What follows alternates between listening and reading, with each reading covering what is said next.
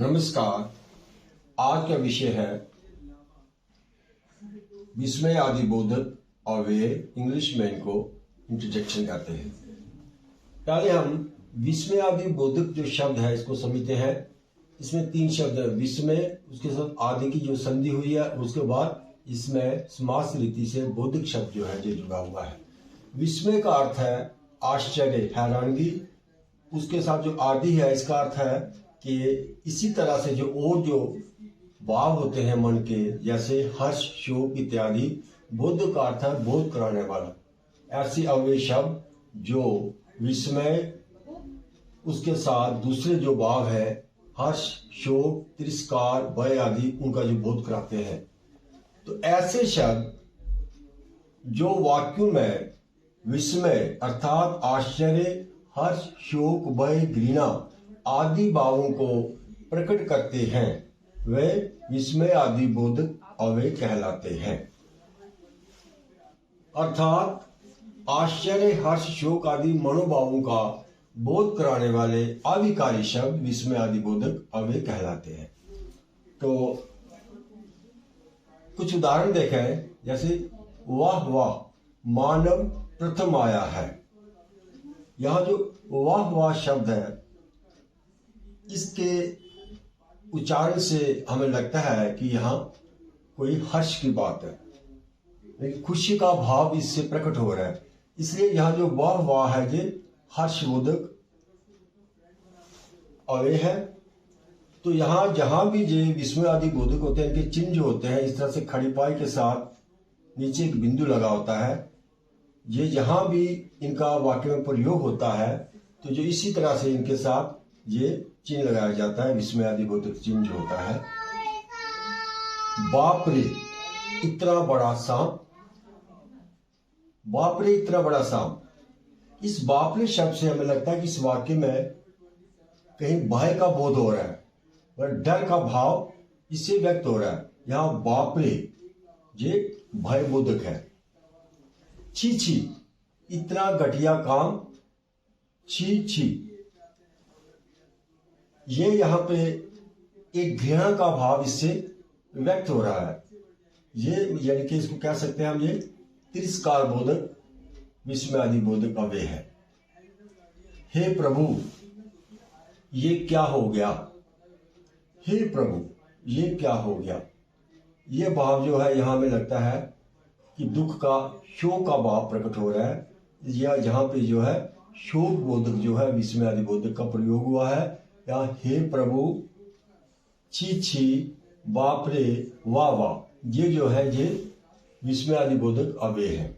और इनके साथ जहां देखेंगे आप जिनका प्रयोग होता है, इस तरह से ये विस्मय आदि बोधक चिन्ह जो आता है वह ये लगाया जाता है। व्यक्त होने वाले भाव के आधार पर विस्मय आदि बोधक अव्यय के निम्नलिखित प्रमुख भेद होते हैं। पहला है विस्मय बोधक।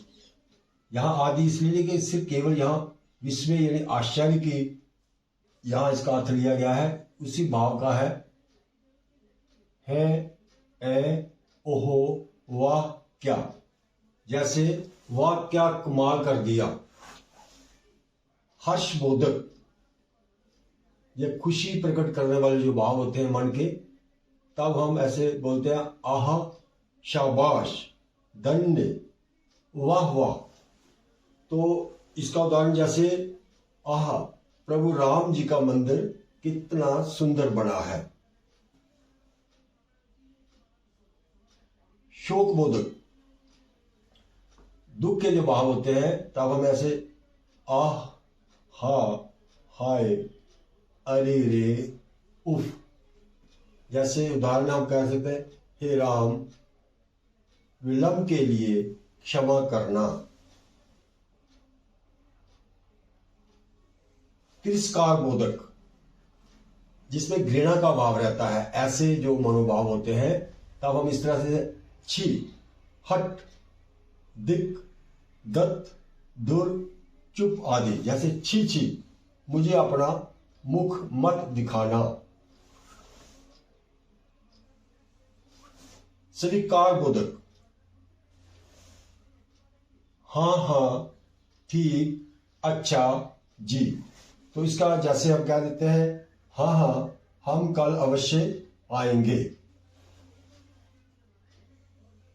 इसी तरह भय बोधक, एक भय का भाव व्यक्त जब होता है, प्रकट होता है, तो हम ऐसे बोलते हैं अचानक, बाप रे, बाप रे बाप, अरे मैया। जैसे अरे मैया देखो सांप है।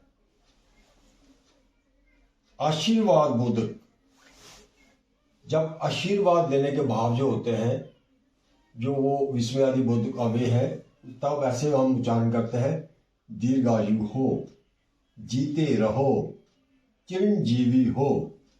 जैसे चिरंजीवी हो पुत्र।